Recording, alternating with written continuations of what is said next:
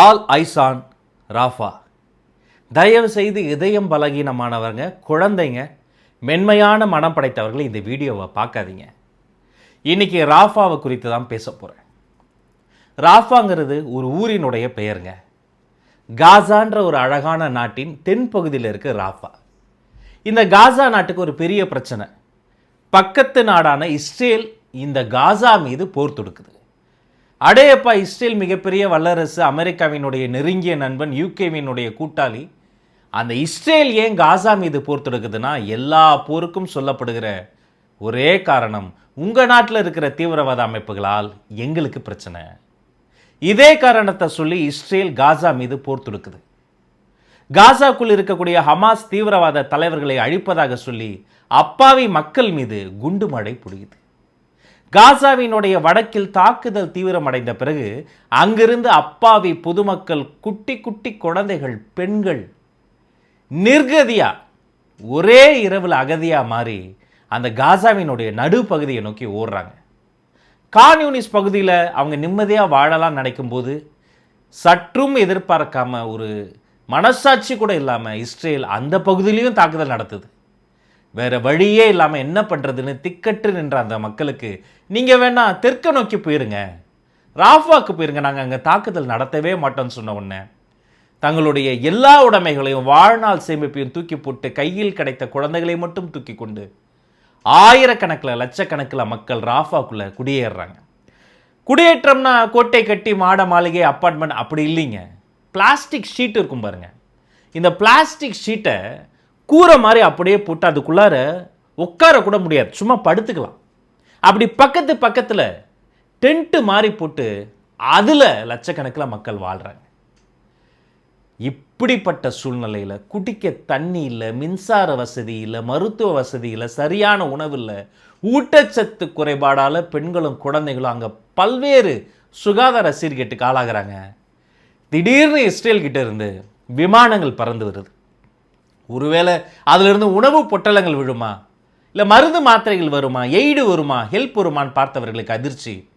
வெறும் 48 மணி நேரத்தில் 60 முறை விமானப்படை வைத்த அந்த பகுதியிலும் தாக்குதல் நடத்தியிருக்கு இஸ்ரேல்.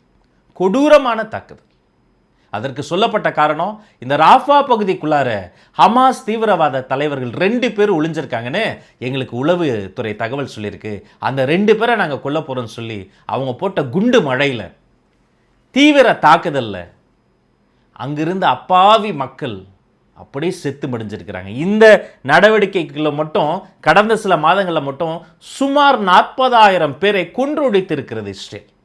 இந்த ஒரு இரவு 2 நாளில் மட்டும் கிட்டத்தட்ட 50 பேர் அஃபிஷியலாக செத்து போயிட்டாங்கன்னு டிக்ளேர் பண்ணியிருக்கிறாங்க. குழந்தையை தூக்கிட்டு என்னைக்காவது நீங்கள் ஓடி இருக்கீங்களா? அங்கே குழந்தையை தூக்கிட்டு ஓடுறாங்க. அந்த காணொலியை பார்க்கும்போது பதறுது. அந்த குழந்தைக்கு கழுத்துக்கு மேலே ஒன்றுமே இல்லைங்க. தலையில்லாத ஒரு குழந்தை உடலை வச்சுக்கிட்டு, இது உங்கள் குழந்தையா உங்கள் குழந்தையான்னு கேட்டுக்கிட்டே போடுறாங்க. அப்படியே எரிந்து சாம்பலான அந்த சாம்பல் மேடுக்கு மேலே தன் தாயை தேடக்கூடிய அந்த குழந்தைகளினுடைய கண்ணீர் இருக்கு பாருங்க. அதுக்கு யார் என்ன பதில் சொல்லுவாங்க? தன்னுடைய அந்த பழைய உடஞ்சு போன ஃபோனில் ஒரு ஃபோட்டோவை காமிச்சிக்கிட்டு, இது என்னுடைய தம்பி யாராவது பார்த்தீங்களான்னு அங்கே இருக்கவங்க கிட்டலாம் அப்படியே ஒரு லாஸ்ட் ஹோப்போட அந்த அக்காக்கள் அப்படியே அங்கே சுற்றிக்கிட்டு இருக்கிறாங்க.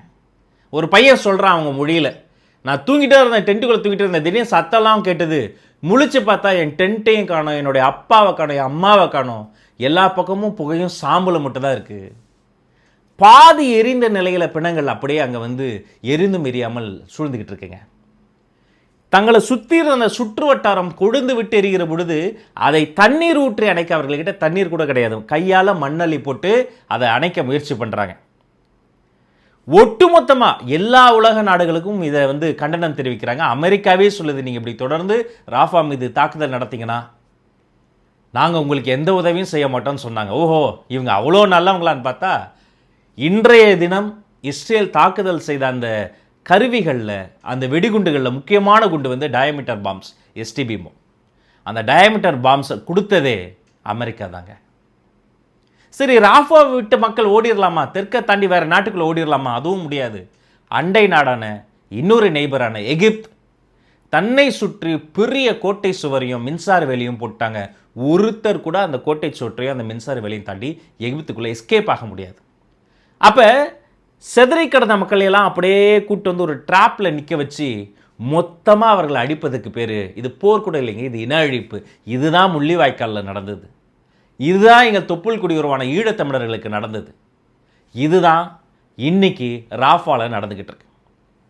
மனசாட்சியே இல்லாத அந்த ஆட்சியாளர்களுக்கு பேர் மனிதர்களா? எப்படிங்க அவங்கள மனுஷங்கன்னு சொல்ல முடியும்?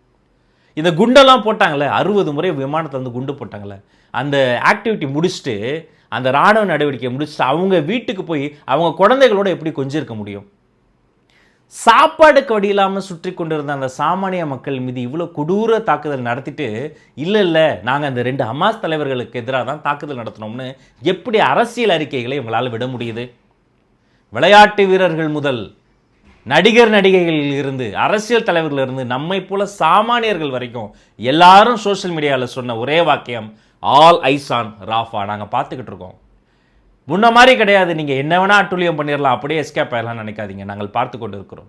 எங்களுடைய கண்கள் ராஃபாவின் மீது நின்று கொண்டு இருக்கிறது.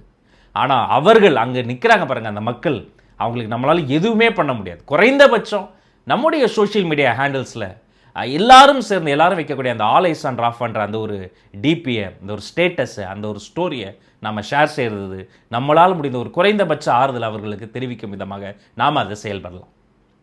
சரி, இஸ்ரேலினுடைய பிரதமர் பெஞ்சமின் நெத்தன்யாகு என்ன சொல்கிறாரு? முதல்ல மறுத்தார், அப்புறம் இது சூழ்ச்சினார். வேறு வழியே இல்லாமல் எல்லாரும் ஒன்று திரண்டு அவருக்கு எதிராக அழுத்தம் தருகிற பொழுது இது ஒரு சோகமான நடவடிக்கை, அன்ஃபார்ச்சுனேட்லி இப்படி ஆயிடுச்சு, நாங்கள் விசாரணை ஆரம்பிக்கிறோம், ஏன் இப்படி பண்ணாங்க, எதற்காக இப்படி பண்ணாங்கன்னு நாங்கள் ஒரு விசாரணை நடத்துகிறோன்னு கிட்டத்தட்ட ஒப்புதல் வாக்கு மூலமே இஸ்ரேலினுடைய பிரதமரே கொடுத்துட்டார்.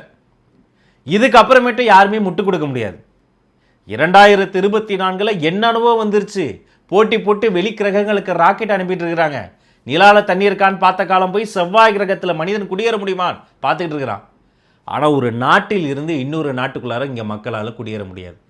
கோட்டை வாழை கட்டிடுவாங்க, சுவரை கட்டிடுவாங்க, மின்சார வேலி போட்டுருவாங்க. அப்படியே இந்த மிருகங்களினுடைய பன்றியினுடைய உறுப்புகளை வந்து இதயத்தை கொண்டு வந்து மனிதனுக்கு வைத்து அந்த மனிதன் சில நாட்கள் வாழ்ந்தார். பன்றி இதயத்தோடு வாழ்ந்த மனிதர்கள் இருக்கிறாங்க. ஆனால் உண்மையிலே இதயமே இல்லாத பல மனிதர்கள் அதிகாரிகளாக, அரசியல்வாதிகளாக வாழ்ந்து கொண்டு இருக்கிறார்கள். அவங்கள பற்றிலாம் நம்ம என்ன சொல்கிறதுன்னு தெரியல. அங்கேருந்து கிடைக்கக்கூடிய கல நிலவரம் மிக மோசமாக இருக்குது. எந்த ஆர்டிகல்ஸை படித்தாலும், எந்த வீடியோஸை படித்தாலும் நமக்கு மனசு பதறுது. All we can do is, இதை போல் இன்னொரு சம்பவம் செய்துவிட்டு அவர்கள் அப்படியே எஸ்கேப் ஆகாமல் இருக்க, அப்படியே நாங்கள் எதுவுமே பண்ணலன்னு சொல்லிட்டு பொய் சொல்லிட்டு எஸ்கேப் ஆகாமல் இருக்க, நாம் அதை பார்த்துக்கிட்டு இருக்கோம், தொடர்ந்து கண்காணித்து கொண்டு இருக்கிறோம் என்ற ஒரு உண்மையை அவர்களுக்கு உணர்த்துவது மட்டும்தான். இதுதான் ஆல் ஐசார் ஆன் ராஃபா என்ற அந்த ஸ்டோரியின் பின்னால் இருந்த ஒரு வலிமிகுந்த உண்மை கதை. உங்களுடைய கருத்து என்ன? வேறு எதை பற்றி நாம் பேசலாம்? கமெண்ட்ஸில் தெரியப்படுத்துங்க. உங்கள் அத்துணை பேருக்கும் நல்லதே நடக்கட்டும், நலமே சொல்லட்டும். நன்றி, வணக்கம்.